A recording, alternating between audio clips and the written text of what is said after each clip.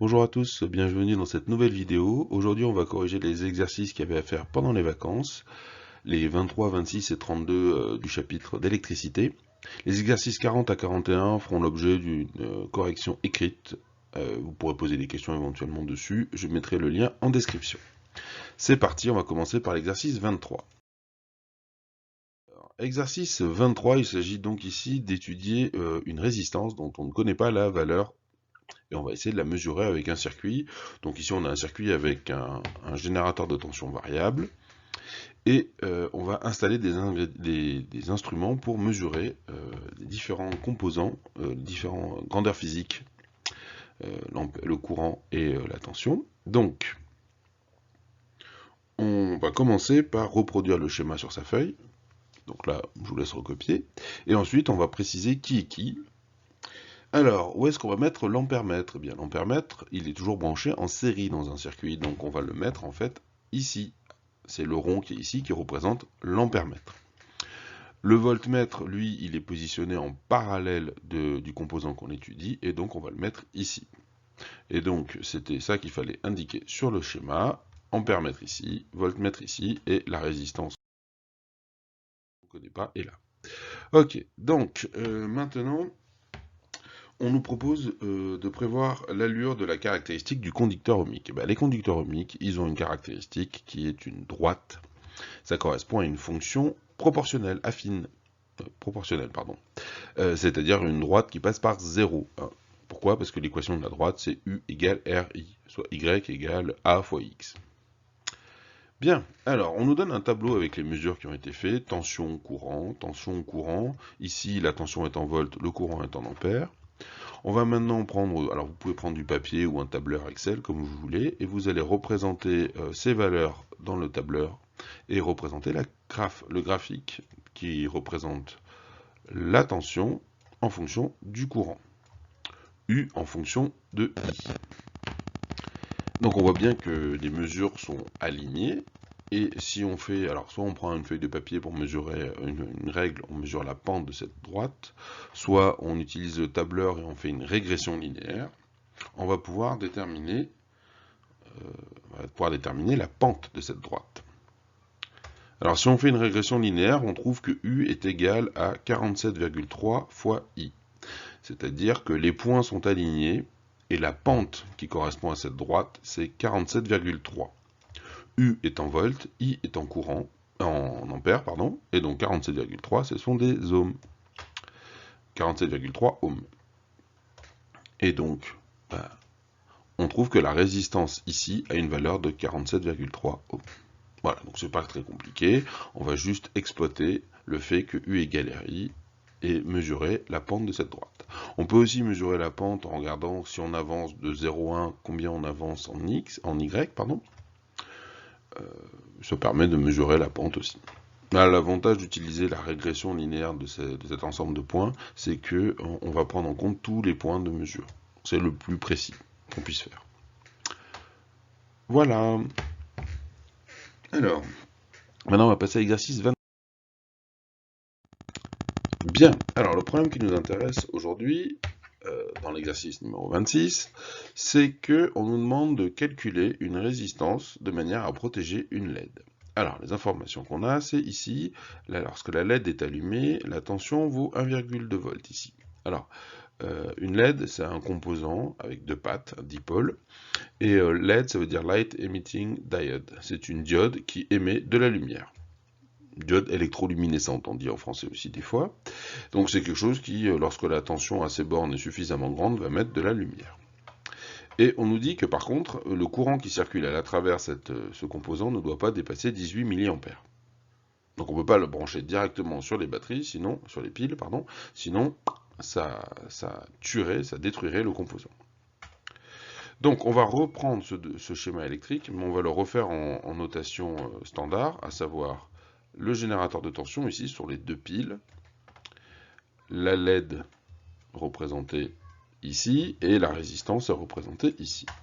Donc on reconnaît la tension qu'on va noter en vert, la tension de la LED en bleu, et la tension des piles en rouge. On reconnaît une maille, et quand on a une maille, on va pouvoir appliquer la loi des mailles. Alors la loi des mailles nous dit quoi? elle nous dit que la tension aux bornes de la pile, c'est égal à la tension aux bornes de la LED plus la tension aux bornes de la résistance. U pile égale U LED plus U res. Bon. Étape suivante, la tension aux bornes des piles, quand on a deux piles 1,5 V, ça nous fait 3 volts, elles sont en série. Donc ça fait 3 volts égale 1,2 volts, la tension aux bornes de la LED, ça on la connaît, on nous la donne, plus la tension aux bornes de la résistance, et la tension aux bornes de la résistance, c'est U égale RI. Donc R fois I. R étant la valeur qu'on cherche. Maintenant, on peut exprimer la résistance en fonction des données du problème, 3 moins 1,2 volts, divisé par le courant qu'on voudra. Ici, le courant qu'on va vouloir au maximum, c'est 18 mA. Donc on va utiliser ça comme valeur. Et 3 moins 1,2, ça fait 1,8, divisé par 0,018. On a donc une résistance qui vaut au minimum 100 ohms pour éviter qu'au maximum le courant soit supérieur à 18 mA. Courant qui est donc ici dans le circuit. Et donc, si on veut protéger notre LED de manière à ce qu'elle ne claque pas, qu'elle n'explose pas, il faut qu'on mette une résistance ici qui fasse au moins 100 ohms pour pas que le courant soit trop fort dans la LED. Alors ça c'est important, hein. Dès que vous voulez utiliser des LED pour faire un circuit, pour le vélo, n'importe quoi, il faut impérativement mettre une petite résistance ici à côté pour limiter le courant dans le circuit. Et vous pouvez maintenant le calculer en fonction des caractéristiques de la LED. Ok, on passe à l'exercice suivant, exercice 32, page 279. Alors là, on nous présente trois circuits avec des résistances, et on nous présente trois caractéristiques mesurées sur ces circuits. La question qu'on se pose, c'est qui est qui? Alors, la première information qu'on nous donne, c'est que le circuit A a pour caractéristique le graphe 2. On nous demande de calculer la résistance R1, sachant que la caractéristique du circuit A, c'est la caractéristique 2. Donc, pour ça, on va tout simplement écrire que dans le circuit A, la tension aux bornes de la résistance, c'est égal à R1 fois le courant qui la traverse. Ça, c'est la loi d'Ohm classique. Ensuite, R1 est donc la pente de la droite 2. La droite 2, effectivement, représente la courbe qui, pour différentes valeurs de I, nous donne la valeur de U. Sa pente est donc R1. On prend n'importe quelle valeur sur la courbe, par exemple les valeurs maximales. Donc quand U vaut 6 volts, on lit sur le graphique, quand U vaut 6 volts, on lit sur le graphique que I vaut 60 mA. 6 volts, 60 mA. Et donc, on divise 6 volts par 60 mA et on trouve que R1 vaut 100 ohms.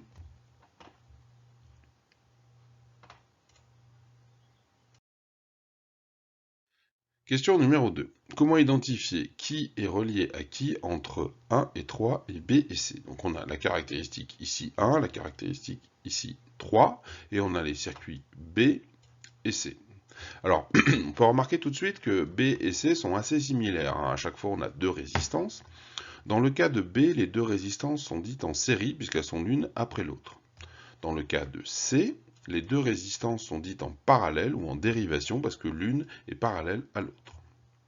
Si on calcule ici la résistance équivalente à R1 en série avec R2, pour calculer la résistance équivalente de deux résistances en série, on sait que c'est R1 plus R2. On va juste additionner les résistances.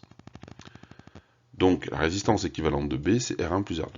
Ensuite, dans le cas où les deux résistances sont parallèles, la résistance équivalente dans ce cas-là, c'est R1 fois R2, donc le produit des deux résistances, divisé par la somme des deux, R1 plus R2.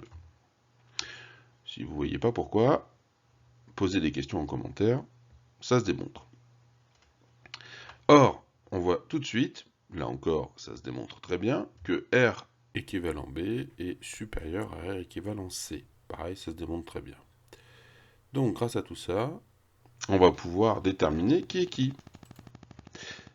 La pente R égale U sur I de ces deux courbes, des deux caractéristiques, est plus importante pour B que pour C, puisque la résistance est plus importante pour B que pour C. Donc, on va chercher le circuit qui a la pente, la caractéristique qui a la pente la plus importante. Et ça sera là, celle de B. Parmi les deux caractéristiques, ici, celle qui a la pente la plus importante, c'est la caractéristique 1. Donc, la droite de la caractéristique du circuit B, c'est la 1.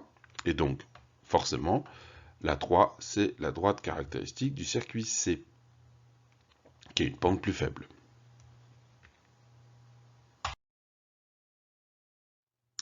Bien, alors pour répondre à la question suivante, on va chercher à trouver la valeur de R2 dans ce circuit en fonction de R1 qu'on connaît déjà et de la tension ici. Donc on sait que ce circuit a pour caractéristique la droite 1. Alors premièrement, on reconnaît ici qu'on a une maille. On a un ensemble de dipôles à la queue leu, sans dérivation. On a une maille, avec dans cette maille la tension aux bornes de la pile, la tension aux bornes de R1 et la tension aux bornes de R2. Donc on va pouvoir appliquer la loi des mailles et dire que U égale UR1, la tension aux bornes de R1, plus UR2, la tension aux bornes de R2. Ça, après, si on l'explique, la tension aux bornes de R1, c'est R1 fois I, U égale RI, comme d'habitude, et la tension aux bornes de R2, c'est R2 fois I, parce que U égale RI aussi. Bien, donc là on a exprimé en fonction des données du problème toutes les grandeurs. Alors, on va regarder maintenant que la valeur de R2 en fonction des autres données du problème. Et ensuite, on va prendre un point de la courbe 1, celui qu'on veut. Par exemple, ici j'ai choisi quand I vaut 24 mA, U vaut 6 volts, on aurait pu en prendre un autre. Et on va calculer la valeur R2 dans ce cas-là. Donc on utilise la formule ici, qui est la même que là, mais remis de manière à exprimer R2 en fonction des données du problème. Et on trouve que R2 est égal à 6 divisé par 24 milli, moins 100. On finit le calcul et on trouve que R2 vaut 150 ohms. Voilà. Donc, on a trouvé la valeur de R2 en résolvant la loi des mailles dans ce circuit B. Maintenant, on va passer à la dernière question. On va chercher à vérifier que cette prévision pour R2 est cohérente avec la courbe 3, qui correspond au circuit C. On va regarder le circuit C de plus près. Alors, le circuit C, il est représenté ici. Les deux résistances R1 et R2 sont en parallèle. On sait que la résistance équivalente à deux résistances en parallèle, c'est R1 fois R2 divisé par R1 plus R2. Et on va regarder ce qui se passe si on prend pour valeur de R1 et R2 les valeurs qu'on a trouvées précédemment, à savoir 100 et 150 ohms.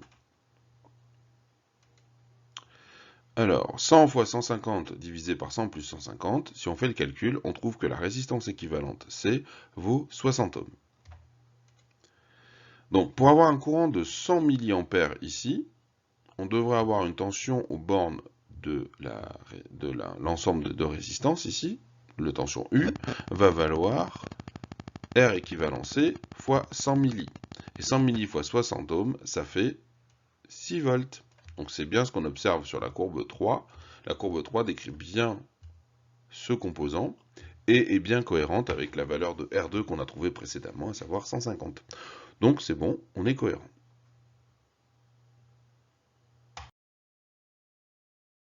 Voilà, c'est fini pour aujourd'hui. À très bientôt. Portez-vous bien et enjoy!